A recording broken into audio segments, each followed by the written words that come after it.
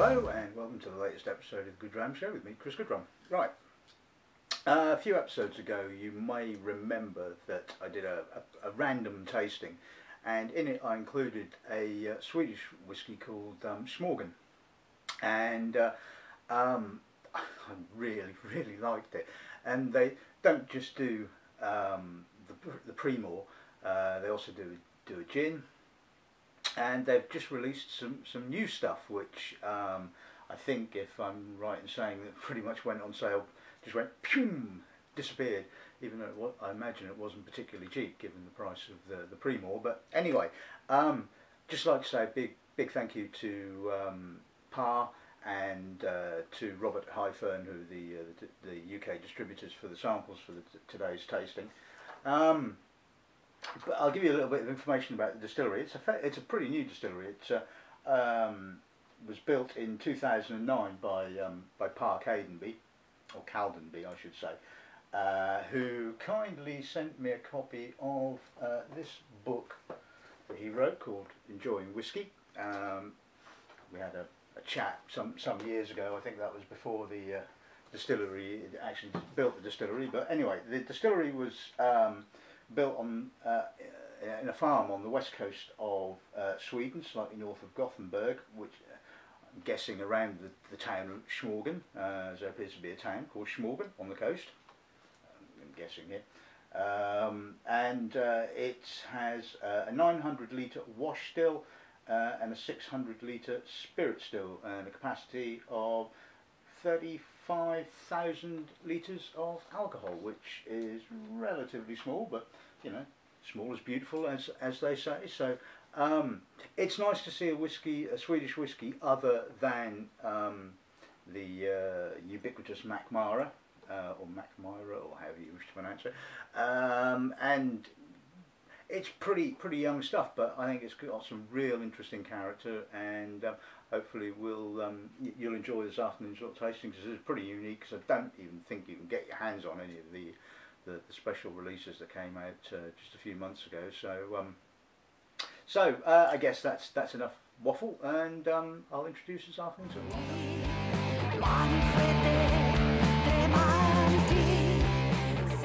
Right, okay, so I'll introduce the lineup then. First off, we'll be kicking off with the Strand London Dry Gin, merchant strength bottling at 47.4%. Now, I don't know whether Pa is a bit of a gin geek or not, but unusually, for gin anyway, what he does is he distills 3 different types of gin. He makes a juniper gin, a citrusy and a herbal gin, and then what he does is he then blends these 3 different types of gins together to create the final bottling. Now, as far as I'm aware, that's pretty unique in gin distilling. Most gin is obviously distilled, or the base spirit is distilled, then botanicals are added, left to seep, and then distilled again, generally speaking. So this, as far as I'm aware, is pretty unusual, it has to be said.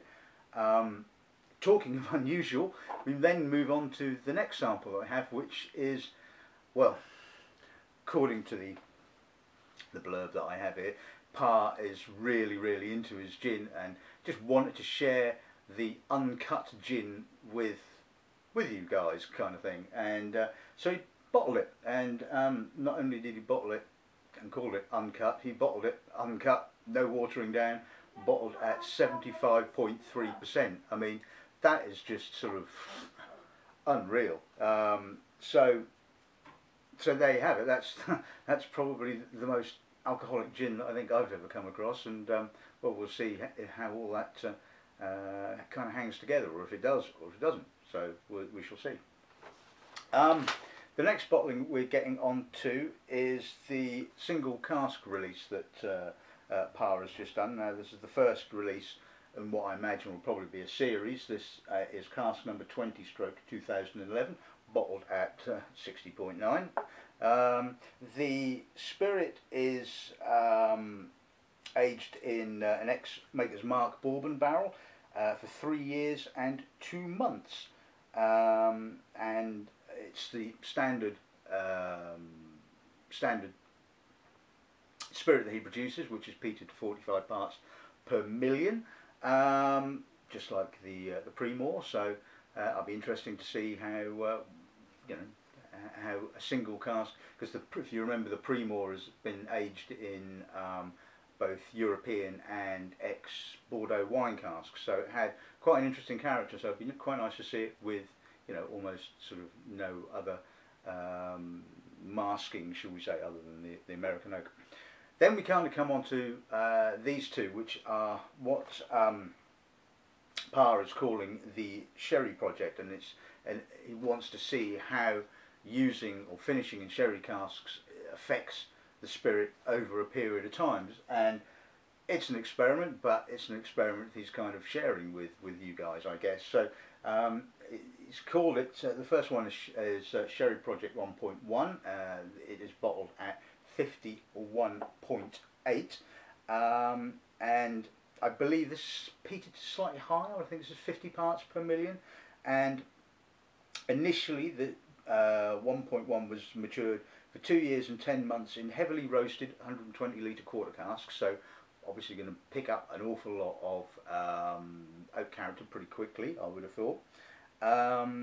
These quarter casks were made from European oak, and then he then put the spirit, or finished it, for 4 months in an Oloroso sherry butt, so bigger container, softer, probably just a smidge of sherry, I would imagine, but obviously, judging from the colour, it's picked up quite a lot of colour for just being 4 months. And then we come on to 1.2, which is bottled at 55.7, and is exactly the same spirit, and matured in the same small quarter casks for 2 years and 10 months, but this time it's spent 8 months in Oloroso sherry. And so, you know, it'll be interesting to see. One would imagine that obviously that the Oloroso will have had more influence on the later bottling, but of course obviously we'll see. Basically they were both limited to, I think one was limited to, I think they were both limited to about 900 odd bottles, and just according to this sold out almost instantaneously, so I don't think they're available anymore, unless you happen to live in Sweden.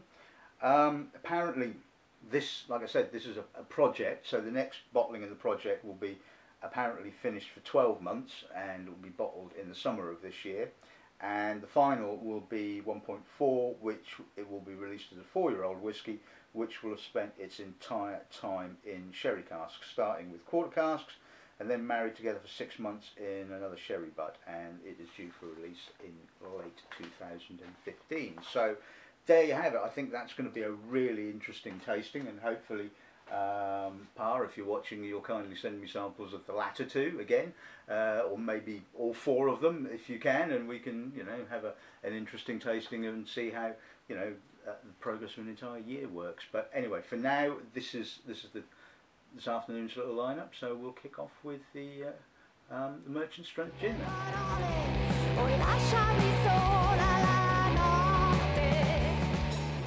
Right, okay, let's see what the nose gives us then. Really citric, very, very heavy on the citrus. Lots of lemon peel, a little bit of orange, a little bit of barkiness underneath, getting a bit of cassia bark, a bit of, possibly a bit of cardamom, a little bit of cinnamon maybe. There's a nice creaminess to the spirit, it has to be said. It's got a little biscuity note, not a great deal. The emphasis is certainly on the citrus when it comes to this. There's obviously, you know, some juniper, as you would expect, but it's the citrus intensity which is really, really nice. And this is just such a well balanced gin. Like I said, although it is heavy on the citrus, you've certainly got some other characteristics coming through as well, and it's giving it a really nice complexity. Palate.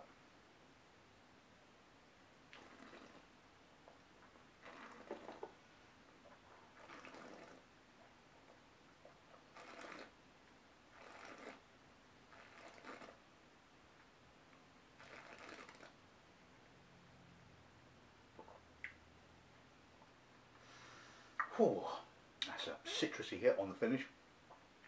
Palate is slightly the other way around, not quite so citric dominated. It's first up, it's more about the spirit character, slightly creamy, little bit of sweet biscuit. Then you get some sweet juniper, and all the while the sweetness is still there, but as it gets towards the finish, the citrus is starting to cut through, starting to balance up that sweetness. Quite alcoholic. I mean, the alcohol is obviously helping to sort of to balance that sweetness, but it's got a lovely intensity, real character to it, and I think that's really, really nice. And I suppose the thing about it being bottled at 47% is that I guess if you put a little bit of tonic water, if that's your kind of thing, with it, then you know it's not going to massively dilute the actual spirit. It's got some pleasant juniper, but the juniper is kind of, yeah, sitting back a little bit. It's not the sort of the main focus of this particular gin, which is quite nice. I mean, as you know, we have quite a sort of like a wide variety of different gins in the shop, and each of them has their own kind of character. I mean, we have the sort of like the big junipery gin, you know, right the way through to the sort of the more sort of spirit orientated gin, which is less about the botanicals and more about the character of the spirit. So, you know, sits quite nicely in the range, I think. So yeah, I think good start, right?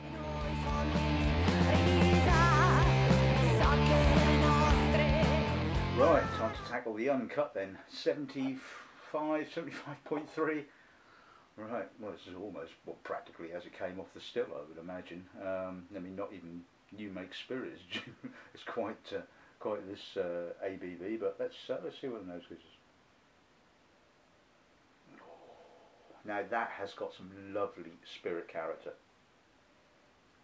Slightly oily, rounded, a little bit of cream, quite biscuity.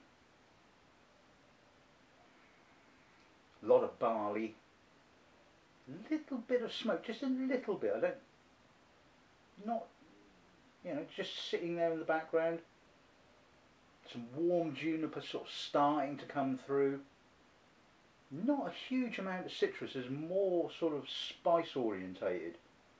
Sort of a little bit of cassia bark, a bit of cinnamon,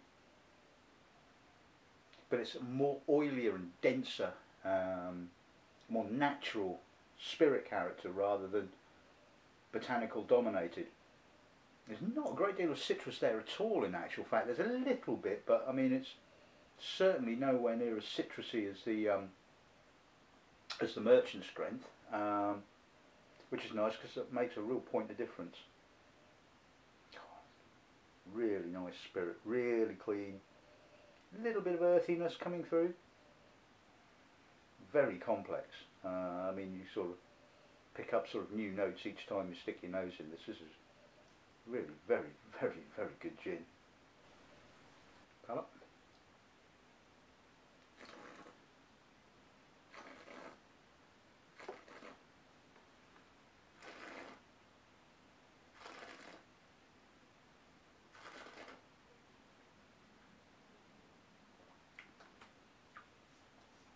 Now that has got a citrusy kick and an alcoholic kick, and whoa, my God, it's spicy.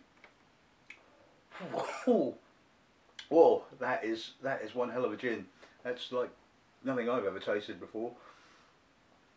Again, it's quite oily. Just wait for that to go down. I can feel it going down here. But again, it's quite oily. It's got sort of like a slightly biscuity character, very natural spirit character.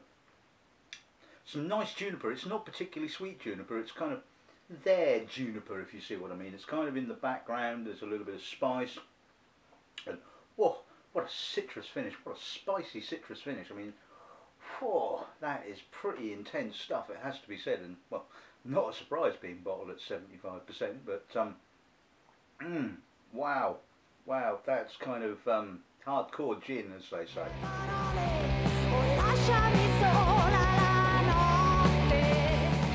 Right, okay, so moving swiftly on from the gin on to the whiskey. Right, so let's see what the single cask gives us then, shall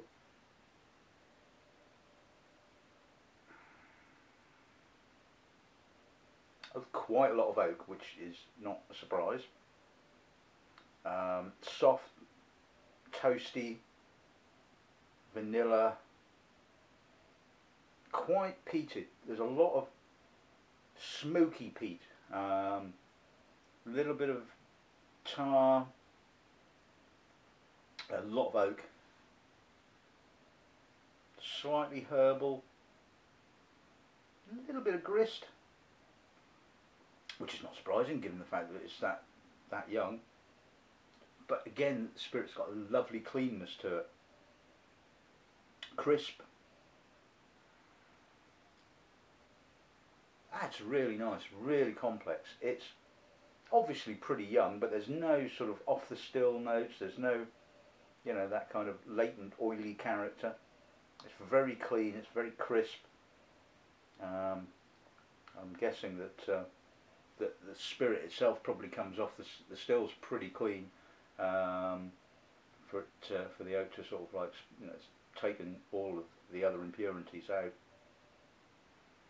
Lovely, lovely oak character, soft, not too heavy. I mean, there's a lot of it, but it's not heavy. It's kind of just about the right weight. Yeah, that's nicely balanced. Slightly herbal now. Little bit of sweet barley creeping in now. Sort of husky, sweet,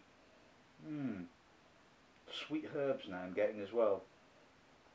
That's really complex. That's lovely spirit. I mean, the longer it stays in the glass, the more the spirit starts coming out. The oak character starts to sort of dissipate a little bit. Milky. Part.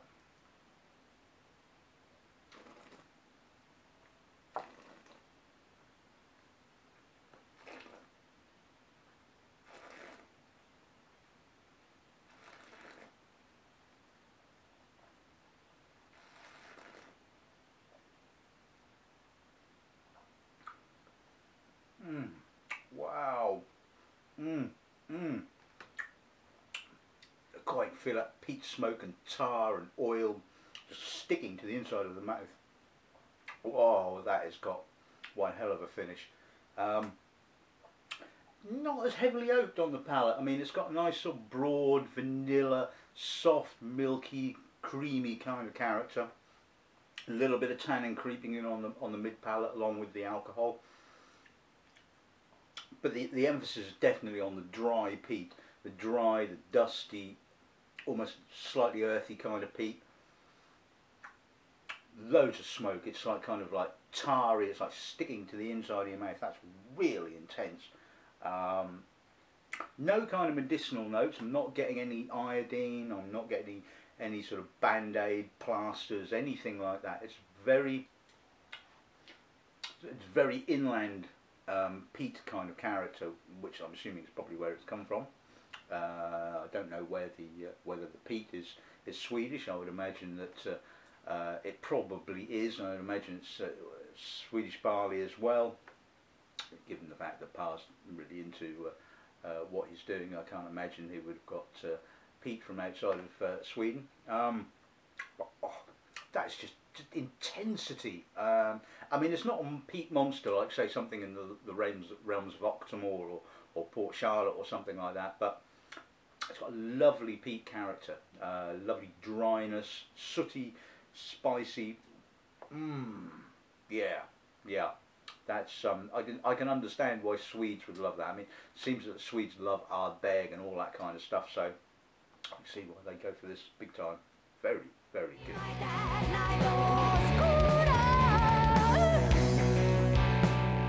Right, okay, and now time to tackle Sherry Project 1.1. So, this has spent 4 months in Oloroso Sherry. I would guess, judging from the colour, has to be first fill Oloroso. I can't believe that a refill Oloroso cask would give you that colour that quickly. So, let's see what the nose gives us. Yeah, that's first fill Oloroso. Big, herbal, treacly. It's almost like PX or Pedro Ximenez. It's got that touch of dried grape, dried fruits, Christmas cake fruits, prune, walnut. For 4 months, my God, that's imparted one hell of a load of character. I mean, there's not a lot of spirit character coming through there. There's a freshness behind that, a crispness, and a soft peat character. I mean, if it's peated to sort of 50 parts per million, I mean, the sherry has really kind of gone and kind of clamped in on that. It's got a lovely spiciness though, lovely dusty peat, dry peat like the cask strength bottling. But wow, 4 months and you get that much sherry? That is incredible, and just goes to show that, you know, everything you thought, you sort of think 4 months in a sherry cask, even if it's a first fill, is not going to give you that much, you know, sherry character. But my God, can you imagine leaving that in there for a year? I mean, you'd have nothing. You'd just have big sherry, you know. I mean, that was one hell of an active cask, it has to be said. Or casks, I would imagine. But it's lovely and clean. Absolutely no sulphur, no blemishes, no nothing. Which, you know, I'm guessing, you know, given the fact that Pa is this obsessed about his whiskey, it ain't going to sort of stick it into ropey old bloody sulphured sherry casks. And even if he did, he certainly wouldn't release it, I would imagine. But like I say, this is big, it's treacly, a lot of sherry, a lot of PX kind of character, grapey, you know, really intense, really herbal. Palate.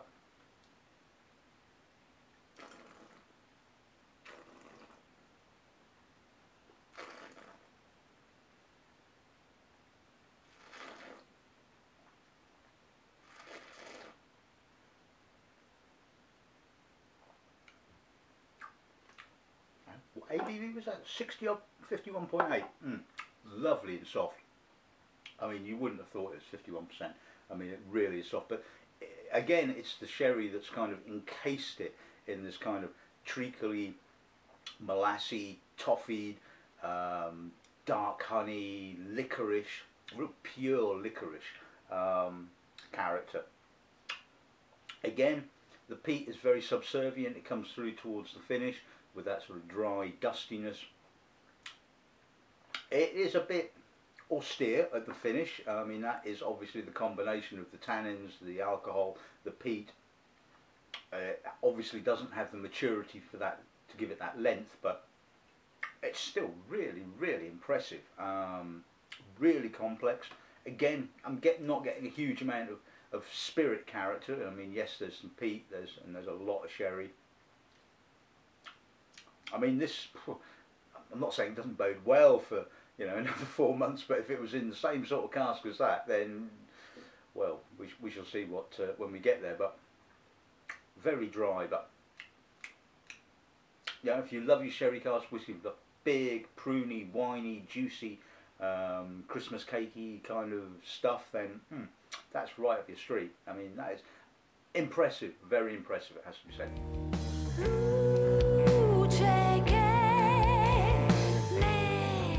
Right, okay, so moving on to project 1.2. So this has spent 8 months in a sherry butt. Let's see what the nose gives us.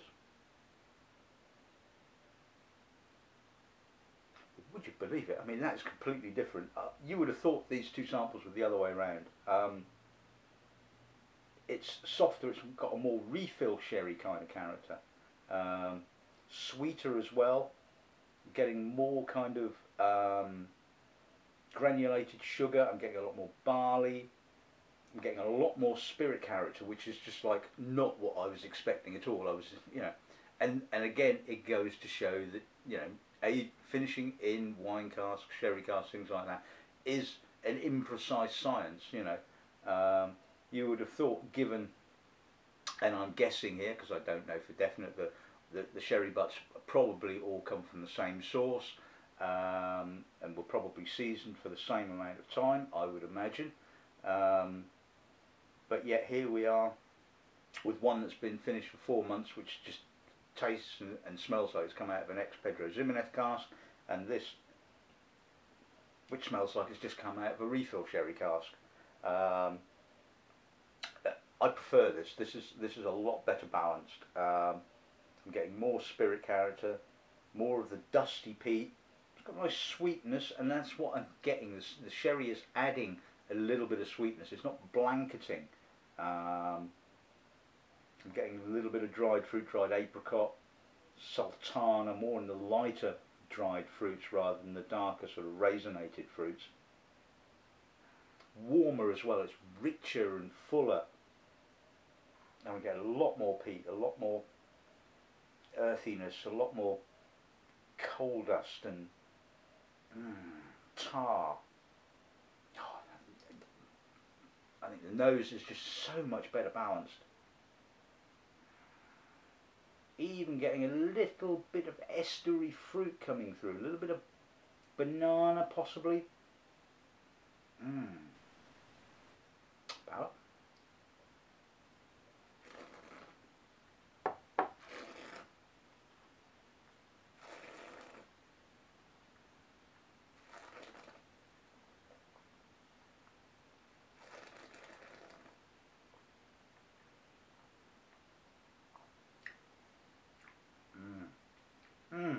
That hits the spot, I think.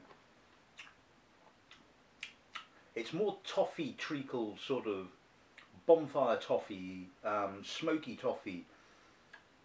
Again, it's got the finish very much like the single cask, with that sort of peat dust and tar just kind of sticking to the mouth.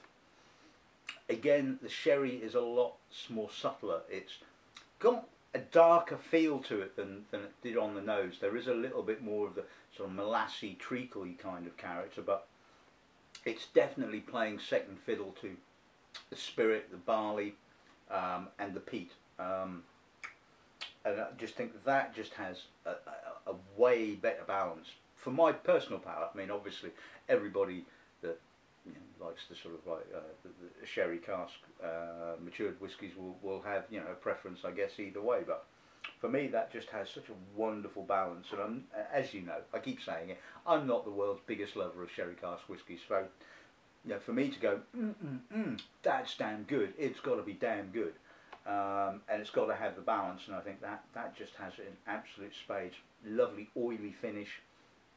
Again, it's a bit short, but then that's the age, that's the alcohol, the peat dust, the intensity. But that is so drinkable. And I mean, that's 55%. It really doesn't taste like it, but great finish. Or should I say, great whiskey to finish on rather than great finish. Yep. Next.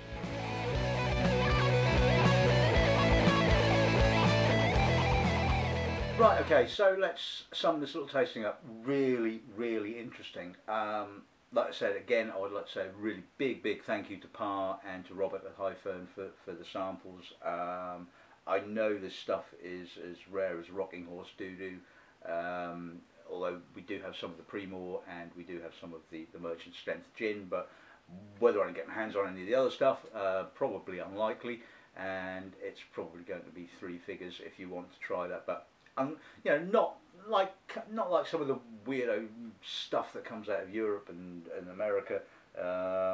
This is really, really drinkable, even though it's a project. It's young and it's ongoing. But anyway, let's talk about the gin first. I love the Merchant Strength gin. I love the citrusiness.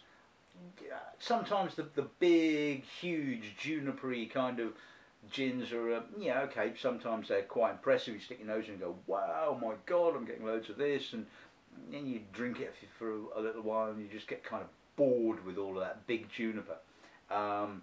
So, I love the crisp citrus character of the Merchant Strength gin. Really very, very nice. The uncut, well, damn me, that's intense. I mean, I hate to think how much that's going to retail for. I mean, this is what, $39.95, I think, for a 50cl bottle. I think you're probably going to be looking close to about 50 quid for that if you want to try that, just given by the amount of alcohol and the duty on that level of alcohol. But it's a really interesting spirit. It's kind of raw gin, if you like. It's visceral, it's intense, it's got loads of spirit character and not too much juniper. Really very good.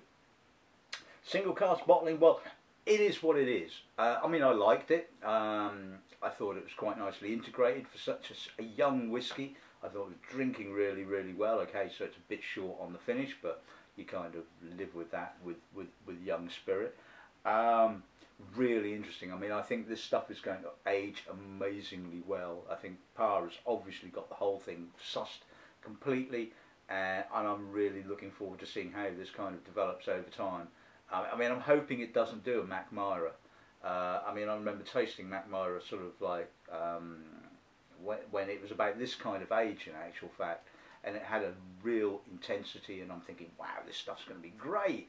And then I came back to it a few years down the line, and it had matured, and I'm sort of thinking, this is, yeah, I'm not really getting it anymore, you know. And I'm probably in the minority because I know loads of people love Mac Myra, and maybe I should go back to it again. And maybe you guys, if you distillery and you know one another, you know, send me some samples, and I'll give it another shot. But yeah, I think this is really fascinating, and this is going to go some really interesting places, and I hope that it carries on. Bottling it aged in American oak, so we get the full kind of character of the spirit, the peat, you know, and the American oak. The sherry project, well, I mean, you know, I think that's a perfect example of, you know, how imprecise the science finishing in any type of cask is. You would have thought that and they are not, I didn't get the samples mixed up at all. The labels might have got mixed up, I don't know, but from this, it just goes to show you that, you know, 4 months in a really active sherry butt, and it is, you know, all about the sherry. That the emphasis of the spirit is on the big, almost PXE, treacly kind of dried fruits, and the spirit is kind of playing second fiddle to all of that, which is not what I expected. Whereas 1.2, which had spent 8 months in a sherry butt, is more what I expected from it spending 4 months in a sherry butt. A lot subtler, a great balance, just adding a little bit of sweetness, and that's how I like my sherry finishes, just adding a little bit of sweetness, a bit of nuance, rather than sort of being, you know, really heavy. But fascinating, absolutely fascinating, and like I said, big thank you to Par for the samples, for letting me taste this, because this is, you know, quite a unique thing, and it's I think this distillery is going to go a long way, and it will be interesting to see what the releases are like coming into the future. Again, they're never going to be cheap. Well, it's Sweden for you, isn't it? Everything's expensive in Sweden, as far as I'm aware. So, but anyway, there you go. That's this afternoon's little tasting. I hope you've enjoyed it as much as I've enjoyed it. I mean, it's been really interesting. So, all I have to say is, well, I've got nothing left apart from some merchant strength gin. So, good health and good dramming.